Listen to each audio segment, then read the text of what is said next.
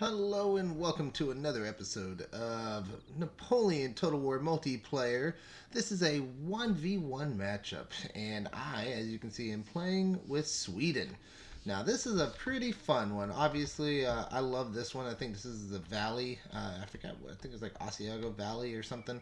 And I don't play very many 1v1. I probably should more often, but this is actually, this one was a ranked match as well. So this is a little out of the norm, but I do love to do these. So this one's really a cool one too because you have all this space to go play around in. You can kind of see, you can place your lines everywhere. You can occupy houses, and there's just a really cool area. There's also some good spots to do some flanking maneuvers, such as right here and also on the other side over here as well.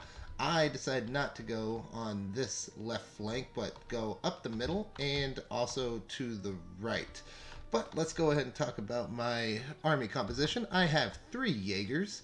I believe I have 4 militia. 1, 2, 3 line over here, which is going to be my flanking force. 4, 5, 6. 6 line infantry, 3 lifeguards of foot, and I believe I have 4 cavalry. 1, 2, and one of the cavalry being lifeguard, of course. Actually, it looks like I might have 3 cavalry and 1 general. Okay, so rules were no artillery, and but yeah, that was it. And 3, I think minimum 3 long rangers. So that's what we did. Let me go ahead and speed this up so I can show you what my opponent was working with. Here we go.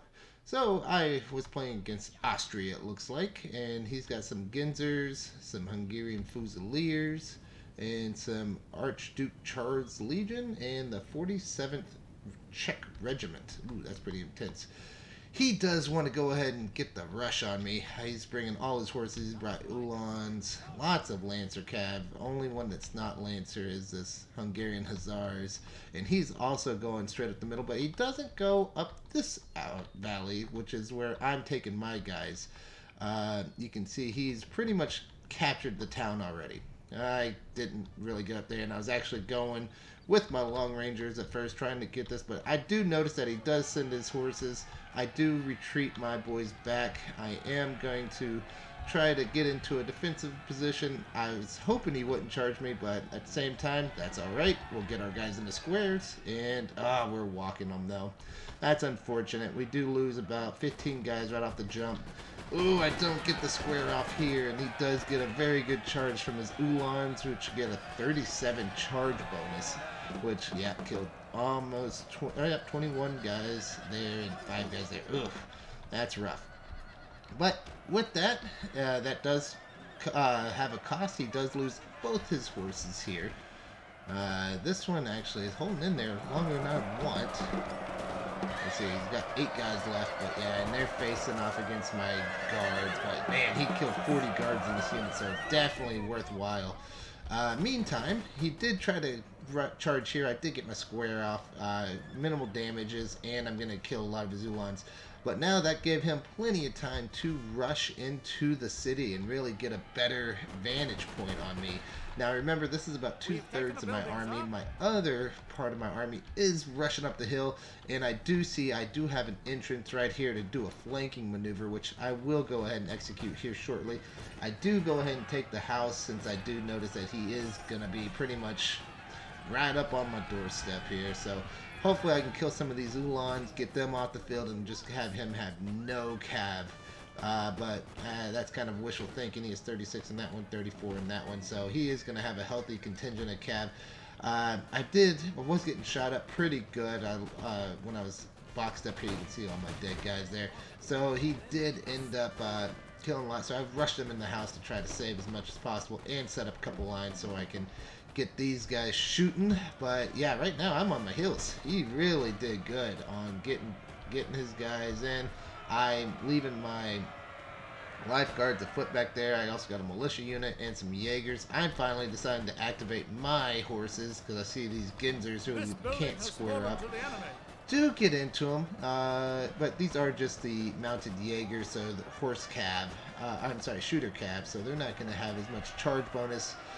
He's going to countercharge with his Elons, and that's not going to go good for me there. So I'm already losing him in droves. Look at that. I'm already down to 36 out of 60. But I am getting a lot of his Ginzers off the field, which is good because they have high accuracy. And that is, even though there are less of them, it does hurt me to have them on the field because they are very accurate. I, meanwhile, am starting to get my guys into the fray here, doing a little flanking maneuver. He does have me just overwhelmed here, so oh man, look at that. He's gotten into my militia with his Ulans. Oh man, he's really wrecking me right now. So good job on my opponent's part. He's really keeping the pressure on me, but I'm not giving in. I mean, yes, he is working me pretty good, but I am giving as maybe not as good as I'm getting, but I'm also not just dying either. So I do have these guys back here. If he was smart, he would have taken his Ulans and just got my Jaegers. I do place the spikes just in case that is the were to happen. But yeah, I am fortunate that he didn't decide to do that. But his Ulans are actually just about done. Oh, he does go for my long range, and I don't think he notices that I do have spikes here, or if he does, he doesn't care because he knows these guys are almost dead anyway. But do I get any from the spikes? No. Just a lot of fighting. A lot of fighting. Alright, but now let's check out this flank over here. I do have my long rangers coming. Militia line. Oh, walking. There we go. Now we're running. Now we're running. And I got militia here as well. So now I am starting to get a little bit of advantage. I do come in with the horse. This is the lifeguard, a horse, getting into his Ginzers. My other mounted Jaegers. He did square up, but that also gives me the opportunity to move up my lines and really countercharge. You know, at this point, I do have 35. I probably should have pulled these guys out, but I'm also doing a lot of damage to his Ginzers. But now that I have my lines, I really should pull these guys out. They're heavy horse. They're good for charging in and disrupting and letting my lines get in. And but I went ahead and just said, all right, YOLO, let's go ahead and finish it off. But these guys really should have been pulled out of the fray. This is a total wasted horse. Look at that, 23. Trying to get past the lines, wrecking my lines. He does occupy this house now. I do have 2 guard units in this one to his Hungarian Fusilier, so I should win this house with my lifeguards over here in the line shooting away. But yeah, it's not looking great for me except for this side. This side's the only saving grace of the battle right now. And I am kind of janky in my lines, but I do have a little bit of room to maneuver, but not a lot. And I do need, so what I end up doing, oh look, he does retreat. He does see that, hey, this is starting to get a little untenable. And I do have this house to work with, to use as a base of operations. But what I end up doing, I go ahead and move these guys because they are in a very precarious situation. I'm going to go ahead and move them into this house and move my lines over here so I can have more of a vantage point. I do have my mounted Jaegers here, and where did I put my general? There he is. He's safe. He's in the back. He's going to go encourage his boys over here.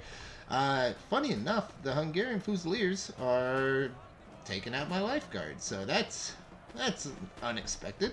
But yeah, we're just going to have to see how that plays out, I guess.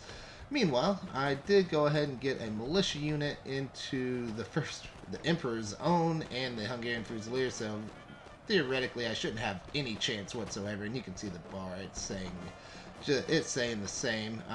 Yeah, the Emperor's Own still has 74 guys, Hungarian Fusiliers have 93, and my militia have 80, so yeah. But I do have numerical advantage on them. So at this point, and it's kind of funny, in this game, I never really felt like I was out of it. Even at the beginning, when he pushed me hard, I felt like I rebounded really good, and I still was never out of it. But really, at this point, I'm starting to feel that, hey, I have a real opportunity here. Also, I do have these guys coming back. I do notice them at this point, and I am going to start getting them into a line, which is perfect. And at this point, he is moving his Hungarian Fusiliers out of the house, which is going to help that flank take shape.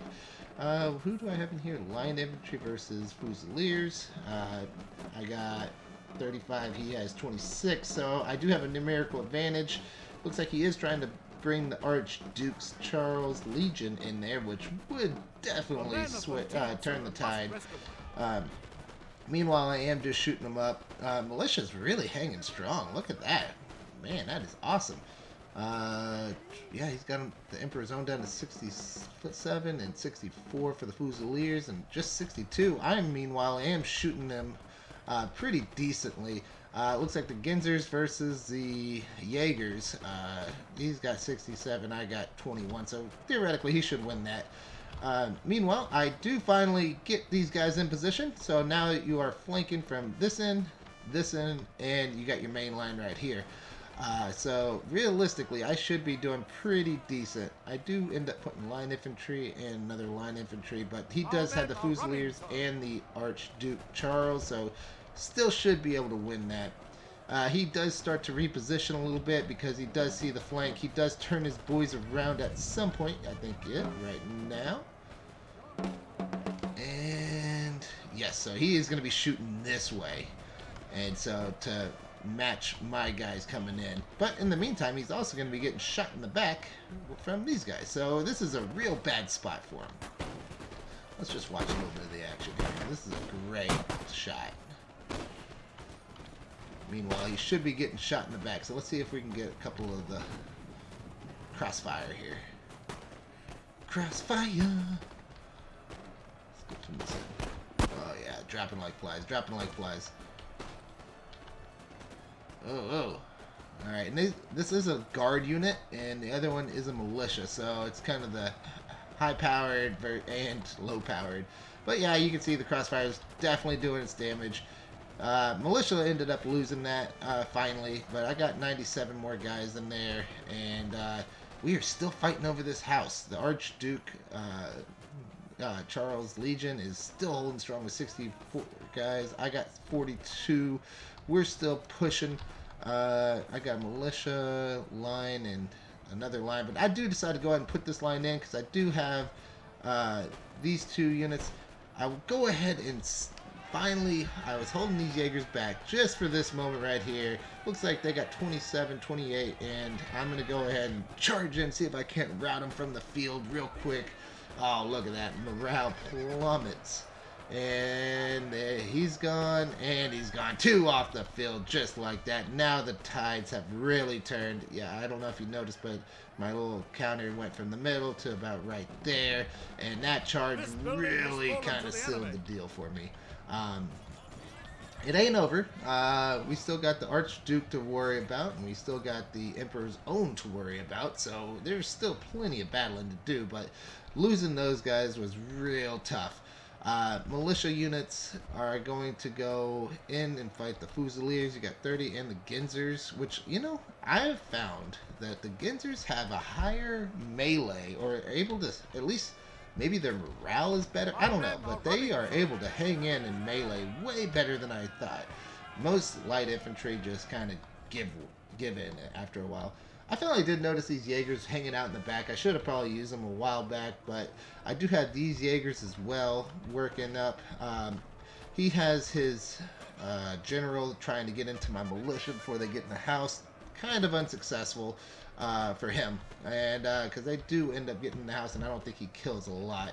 He does go ahead and pop the general ability, so, but at this point, it's kind of at the end. Look at these Archduke Charles Legion. They finally gave up, but my goodness, they were in that house for a good minute. So, alright, so yeah, we're still fighting this good fight. Militia in there, they're not going to put up much of a fight. I'm starting to move these line infantry, the 35 guys, out and put them into this house while my militia are keeping them occupied. He does notice, though, with his general, Karl Schwarzenberg, that I do have these Jaegers just hanging out, and he thinks if he can get these Jaegers off the field, then maybe he'll sustain a chance. I do have Anders Frederick Slugfest. I know I butchered it. I apologize for nothing. But these two generals are very proud and are not going to want to see their men unvictorious. So looks like we do got the militia is starting to waver a little bit. I do start to notice that the general is starting to get in. He does see the Jaegers. I also see that I have my line infantry that could block him a little bit. He does get hung up a little bit, but at the same moment, he does get into the Jaegers and does start to... He kills one, I think. But Anders is not about that life, and he says, come on, you want to go? Let's go, Carl. And so he counter charge for glory! And so he does get the glory charge. So it's General v General. I got 13. He has 12. This should be a great match. I do go ahead and say, screw that, General. You do you. I'm going to go in, try to clean up these Ginzers with my line infantry. And what are we up to? 6 and 12. So, yeah, I think the counter charge really helped that my odds there. I don't think I'm getting any shots from the Jaegers. But he's down to 5. I'm down to 9. So, oh, and there he goes. And he does end up dying. So, so at this point, we're just cleaning up. I got 50 line infantry. He has 27 Hungarians, and the Hungarians are fresh, surprisingly. My guys are very tired. Wow. Okay, I didn't realize it was that kind of a battle. But most importantly, I do still have my general, and he does not. So his morale will start to shake pretty good, and I still got double the guys he does. I believe I do go ahead and pop his ability. Nope, no, maybe not. But that's how she ends. I honestly never really thought I was going to lose this battle. But at the same time, he really pushed me very hard at the very beginning. He does end up killing more of my guys. But I brought 250 more of his than he did. So that really helped my cause. Let's go ahead and check out the team MVP. It looks like the lifeguards afoot, even though they were all dying, it felt like. Really pulled out the MVP with over 200 kills. Next best is this line infantry at 184. Really good showing from both of these guys. And this guy not doing too bad himself. I got 1, 2, 3, 4, 5, 6, 7 over 3 figures. And 3 of those were lifeguards afoot. So that makes sense. Horses... I mean, I got 63 with the lifeguard. I think this is the mounted Jaeger that really turned the tide, though. He was that late cavalry charge that got those 2 units off the field, and that's really what swung it for me. The militia, doing militia things, 46, 42, getting killed. But honestly, that's what they're there for. They're there for meat shields, and that's how they're supposed to be handled. Anders, one of those 10 was the general, and that was the most important one. This unit of Jaegers, I guess I just really dropped the ball on because they only got 7 kills. But good game to my opponent. It was a lot of fun, and like I said, that was a ranked battle, so that did help my standing a little bit. And I guess we will see you on the next one. Thanks for watching. Give a like if you can.